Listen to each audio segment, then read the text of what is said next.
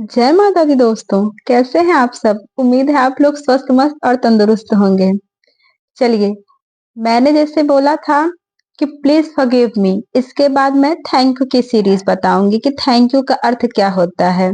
हमने होपनोपोनो में चार चार वर्ड की बात की थी। I am sorry, please forgive me, thank you and I love you. तो अब बारी है थैंक यू को जानने की। चलिए, जो थैंक यू का रियल मतलब है पहले वो समझते हैं। इसकी वाइब्रेशन कितनी है, ये कितना पॉजिटिव है, कैसे ये जादुई वर्ड बोला जाता है होपोनोपोनो की दुनिया में भी और आम दुनिया में भी। कैसे इसे हम बोलते हैं कि ये जादुई तरीके से काम करता है, जादुई तरीके से लोगों को अट्रैक्ट करता है अपनी ओर। एक एग्जाम्पल देखते हैं। कभी जब हम और आप किसी के घर जाते हैं और या कोई हमारे घर आता है तो हमने उससे क्या किया? सबसे पहले पानी पूछते हैं, है ना? हमारा कल्चर यही है कि हम सबसे पहले उसको पानी पूछते हैं। हम लेके गए पानी, मिठाई लेके गए या बिस्किट लेके गए, कुछ भी जो हमारे पास है, जो हमारी सामर्थ है, हम उसको लेके गए, उससे दिया। और उन्होंने क्या किया? पानी देखा और बोला इसकी कोई जरूरत नहीं थी, ठीक है मैं पी लेता हूँ। थोड़ा सा इंस्ट्रक्शन का काम चल रहा है तो थोड़ी सी आवाजें हैं, उसको आप इग्नोर करिएगा, उसके लिए सॉरी। चलिए, थोड़ा सा सपोर्ट करिएगा, बात पे ध्यान दीजिएगा। तो जब वो इंसान ऐसा बोल देता है कि इसकी क्या जरूरत थी या क्यों ला दिए ये मेरे लिए, तो कितना बुरा लगता है हमको। हमको लगता है कि जैसे कि इनके लिए पानी लाते ही ना तो ही ठीक रहता। और वो पी लेते हैं, उसके बाद भी ऐसा लगता है कि जल्दी से उठा के इसको लेके जाओ। जो भी बर्तन है या जो भी चीजें हैं, जैसे कि प्लेट या फिर ग्लास जिसमें हमने बिस्किट या फिर मिठाई दी थी और ग्लास में पानी दिया था, ऐसा लगता है लेके जाओ, इनके सामने से हटाओ और दोबारा कुछ इनको पूछो भी नहीं। लगता है कि नहीं लगता है? और यहीं दूसरी तरफ जब कोई व्यक्ति आपके घर आता है और आप उसे पानी देते हैं, भले ही बिना मन से, मम्मा पापा के बोलने पे या किसी के बोलने पे या सदाचार के लिए कि चलो पानी दे देते हैं, बिना मन से भी अगर आप देते हैं और वो बदले में पानी को देख के बोलता है थैंक यू, बहुत प्यास लगी थी, बहुत ऐसा महसूस हो रहा था कि कोई पानी दे दे, या फिर वो आपसे बोलता है कि थैंक यू बेटा मेरे लिए पानी लाने के लिए, या छोटा सा थैंक यू ही बोल देता है, तो कितना अच्छा लगता है। लगता है कि जी अंकल और ले लीजिए, है ना? लगता है कि नहीं, मन से निकलता है कि और ले लीजिए। यही होता है, जब आप किसी चीज को थैंक यू बोल देते हैं तो उसकी वाइब्रेशन इतनी होती है, इतना खुद को अच्छा लगता है, जादुई तरीके से चीजों को अट्रैक्ट करता है। उसने क्या किया?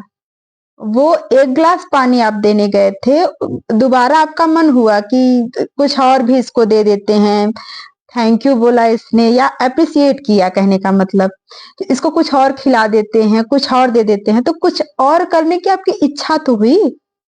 अगर वो थैंक यू पहले वाले इंसान के लिए क्यों नहीं हुई? हो सकता है कि वो आपके ज्यादा खास रहे हों या आपको उतने पसंद ना रहे हों, पर फिर भी क्योंकि इन्होंने अप्रिसिएट किया, थैंक यू की इतनी जादुई शक्ति है, थैंक यू बोल दिया इन्होंने और इसलिए आपका मन कुछ और देने को किया। ये होती है थैंक यू की रियल पावर।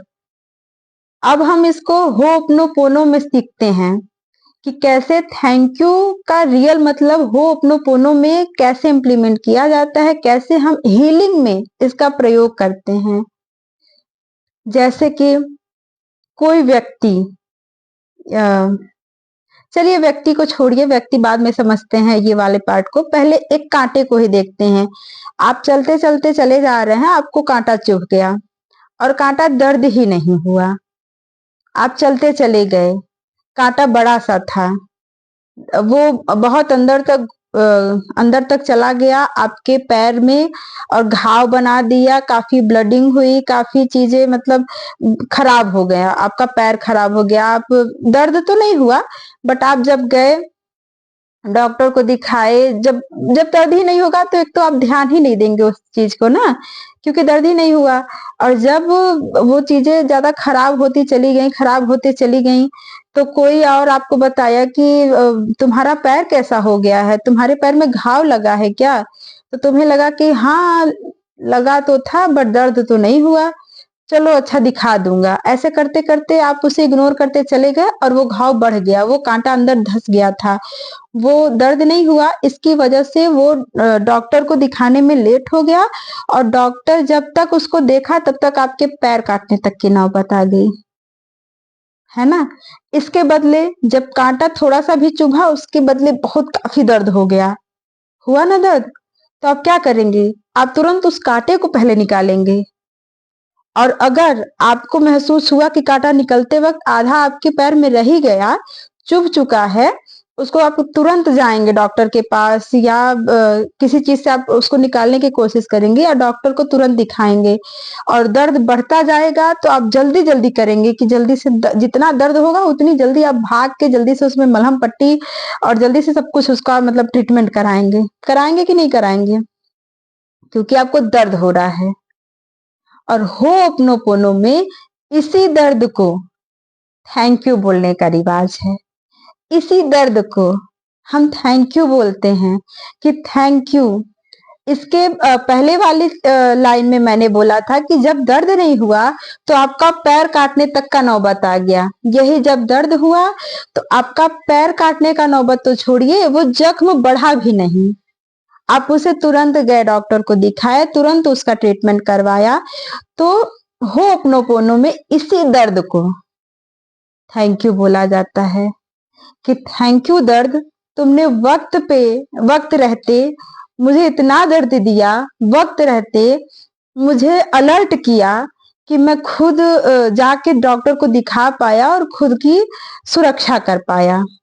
ऐसे व्यक्ति से समझते हैं किसी व्यक्ति ने आपके साथ धोखाधड़ी किया, किसी व्यक्ति ने आपका दिल दुखाया, किसी व्यक्ति ने जिसे आप बहुत आंख बंद करके भरोसा करते थे कि इसके रहते तो मुझे कुछ नहीं हो सकता, इसके रहते तो मुझे किसी चीज की जरूरत भी नहीं पड़ सकती।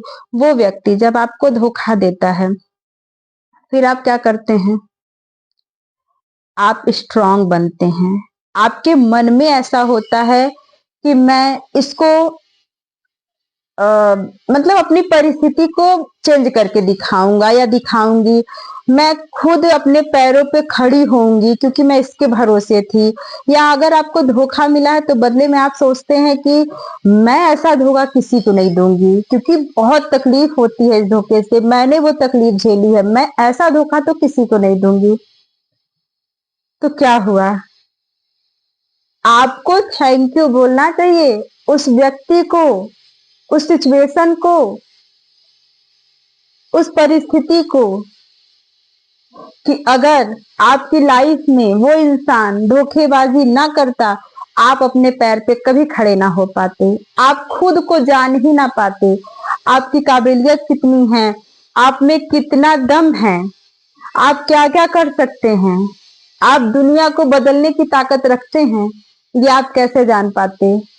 अगर कोई आपको बैठे बैठे खिला रहा है, बैठे बैठे आपको सारी सुख सुविधा दे रहा है, कैसे मेहनत करेंगे आप? और जब आप मेहनत नहीं करेंगे, आप निखरेंगे कैसे? और आप निखरेंगे नहीं तो आप दुनिया को रोशनी कैसे देंगे? खुद को कैसे जानेंगे? खुद की काबिलियत कैसे पहचानेंगे? कैसे सफलता मिलेगी आपको? तो उस सफलता के पीछे कहीं ना कहीं उस दर्द, धोखा, या कुछ बहस या कोई सिचुएशन, भले ही नेगेटिव थी वो, बट वो आपके लिए अच्छी साबित हुई। वो दर्द आपके लिए अच्छा साबित हुआ। उस दर्द की वजह से आप आज दुनिया में खुद के लिए कुछ करने के बारे में एटलीस्ट सोच तो रहे हैं। अगर उस व्यक्ति ने वो दर्द दिया ही ना होता, आप क्यों सोचते उसके बारे में कि मैं खुद कुछ करूं, खुद से सफल हो जाऊं? नहीं सोचते ना।